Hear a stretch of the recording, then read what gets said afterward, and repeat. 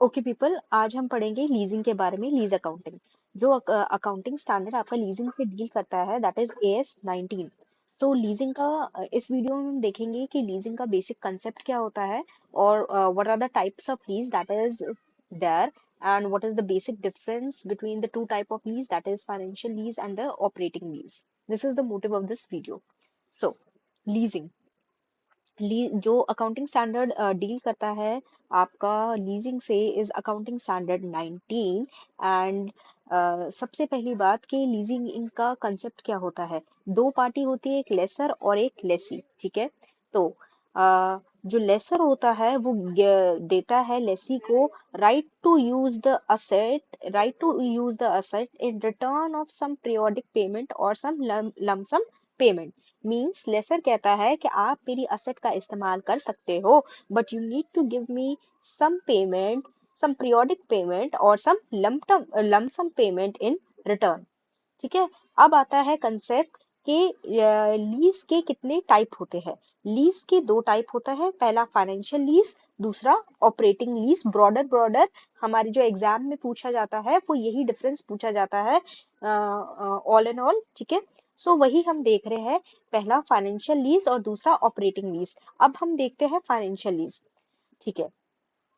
तो financial lease में जो जितना भी रिस्क और रिवॉर्ड एसोसिएटेड होता है ओनरशिप ऑफ असेट के साथ, वो सारा किसका होता है, आपका लीजी का। आई रिपीट, जितना भी रिस्क और रिवॉर्ड होता है ओनरशिप के साथ एसोसिएटेड, वो किसका होता है, लीजी का, in case of financial lease. और जितनी भी आपकी लॉन्ग टर्म लीज होती है, ठीक है, जो बहुत लंबे टाइम की लीज होती है, वो सारी मोस्टली कौन सी लीज होती है, financial lease which is close to their useful life. For example, किसी भी असेट की लाइफ 10 इयर्स है, ठीक है, और उसका लीज पीरियड 9 इयर्स है, ठीक है, और या फिर 9.5 इयर्स है, ठीक है।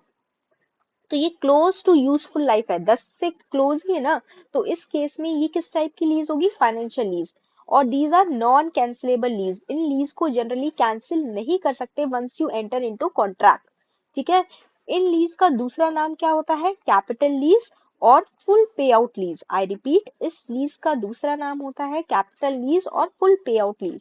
अब इसके फीचर देखें, तो फीचर में सबसे पहला फीचर ये है कि लेसर जो होता है वो कॉस्ट ऑफ इंश्योरेंस, रिपेयर और मेंटेनेंस को शायद बियर ना करे, क्योंकि जितने भी रिस्क और रिवॉर्ड होते हैं वो लेसी के साथ एसोसिएटेड होते हैं। जब लेसर नहीं बियर करेगा तो कौन करेगा, बच्चा, लेसी, ठीक है।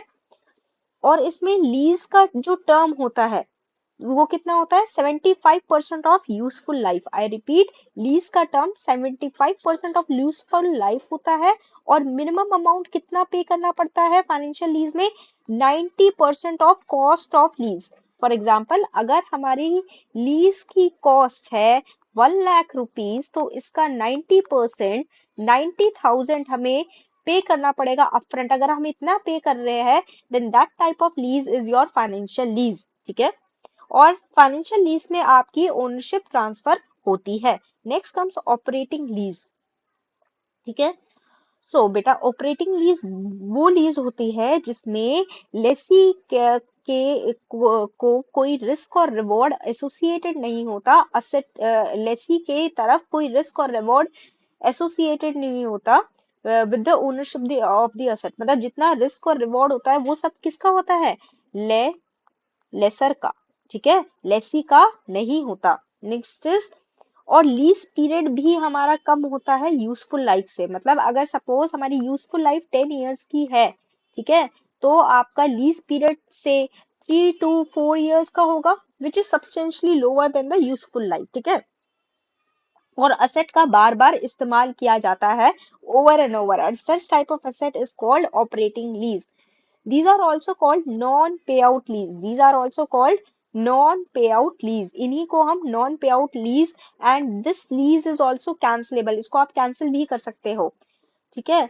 Lesser bear the cost of maintenance, और यहाँ पर जो lesser होता है, जो बंदा ओनर होता है बेसिकली, वही बियर करता है cost of maintenance of asset, ठीक है।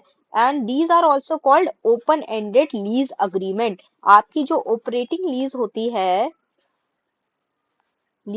है उसी को हम क्या कहते हैं, open ended lease agreements. So, in the next video, we'll proceed ahead with calculation of financial charges uh, and general entry in the books of lessee in case of financial lease.